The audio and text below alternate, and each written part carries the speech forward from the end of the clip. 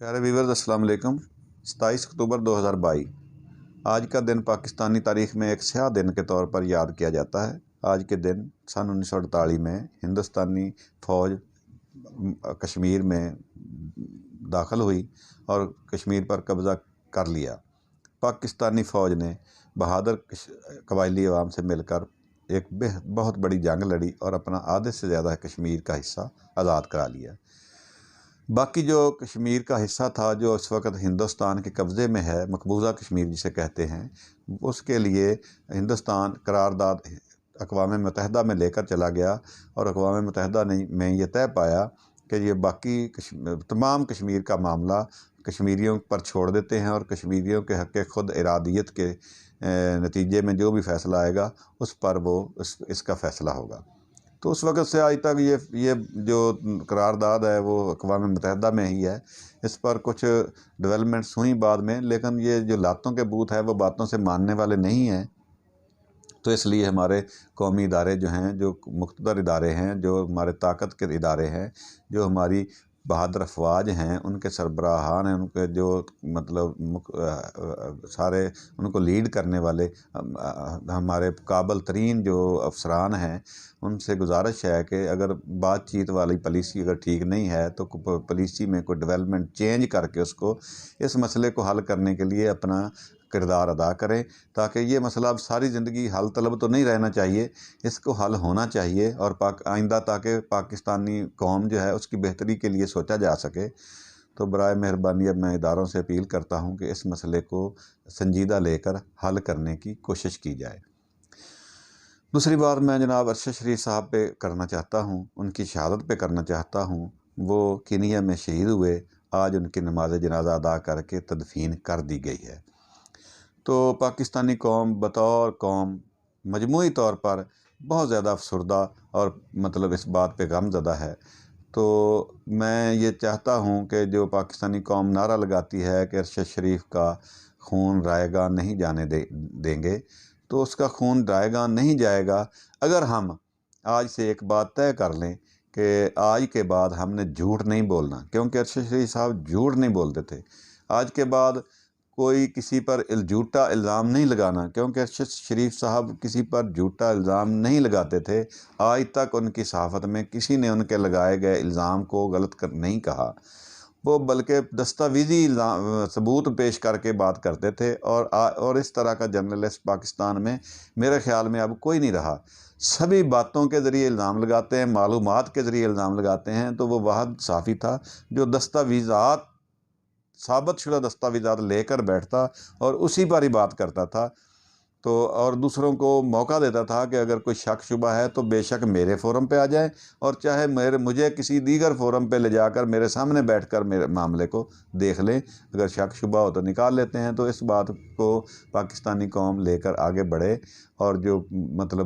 खून रायगा अरशद शरीफ का कभी भी नहीं जाएगा जब हम इस सबक को लेकर आगे बढ़ जाएंगे कि आज के बाद कोई भी किसी दूसरे का हक़ भी नहीं खाएगा, किसी दूसरे से झूठ भी नहीं बोलेगा, सच बोलेगा, हक़ सच की बात करेगा, अपने हक़ पे डट जाएगा, किसी के हक़ को नहीं छेड़ेगा। तो ये सबक अगर हम लेकर आज से चल पड़ें तो मेरे ख़्याल में वाकई जनाब अरशद शरीफ साहब का खून रायगा नहीं जाएगा।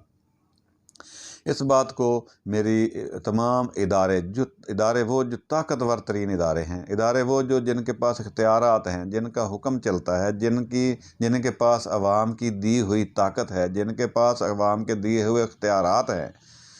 और जो पाकिस्तान की तरक्की खुशहाली के लिए हर मुमकिन कोशिश करने के पाबंद हैं और जो ज़िम्मेदार हैं पाकिस्तान की खुशहाली के बंदोबस्त करने के, मैं उनसे गुजारिश करता हूं कि आज अगर हम बतौर कौम एक बात तय कर लें कि अगर कोई गलती हुई है तो उसको गलती को तस्लीम करने में कभी देर नहीं करेंगे। अगर कोई फ़ैसला गलत हो चुका है तो उस फ़ैसले को भी रिव्यू करके बदला जा सकता है। उसमें किसी की कोई इंसल्ट नहीं होती, उसमें किसी का कोई उसमें यानी कोई बेइज्जती नहीं होती, वो उसमें उसकी बल्कि कदर बढ़ती है। गलतियां इंसान से होती हैं, इंसान गलती का पुतला है और इदारे भी, उनमें भी जो फ़ैसले होते हैं वो इंसान ही करते हैं।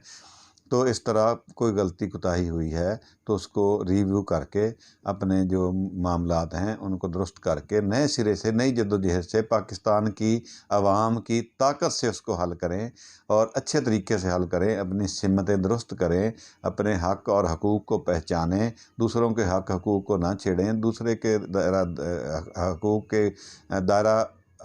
کار سے آگے نہ جائیں، اپنے دائرہ کار کو آگے نہ بڑھائیں، دوسروں کے جو حق حقوق ہے ان کا احترام کریں، تو آج سے ہی پاکستان میرے خیال میں دنیا کے بہترین ملکوں سے ایک ملک بن جائے گا۔ باقی جو معاشی استحکام ہے سبھی اس بات پر متفق ہیں، سبھی پارٹیاں سبھی لوگ اسی بات کو آگے لے کر بڑھتے ہیں، کہہ کر بڑھتے ہیں کہ پاکستان کے معاشی استحکام کے لیے ہمیں مل بیٹھنے سے پہلے ہمیں ایک عہد بھی کرنا چاہیے کہ پاکستان کے تم پہلے اس بات پہ دلی طور پر طے کر کے اکٹھے ہوں کہ آج کے بعد پاکستان کا مفاد ہی سوچا جائے گا اور پاکستان کے مفاد پہ بات کی جائے گی۔ اپنی اپنی کوئی بھی خواہشات ہوں گی، اپنے اپنے جو بھی مسائل ہوں گے ان پہ بات نہیں ہوگی، پاکستانی کی خوشحالی پہ ہی بات کریں گے، تو میرے خیال میں بات کرنے میں حرج نہیں ہے۔ تو میں اپنے سب اداروں سے، ان پر پاکستانی قوم فخر کرتی ہے، جن پر ہمیں سبق دیا گیا ہے کہ ہمارے جو ادارے ہیں وہ دنیا کے بہترین ادارے ہیں، تو بہترین اداروں کا ثبوت دیتے ہوئے اپنی غلطیوں کو کوتاہیوں کو تسلیم بھی کر لیں تو کوئی اس میں آپ کا برائی نہیں ہے، تو آپ ان کو تسلیم کرتے ہوئے ان میں تبدیلی لائیں اور پاکستانی قوم کی امنگوں کے مطابق صاف اور شفاف الیکشن کروا دیں۔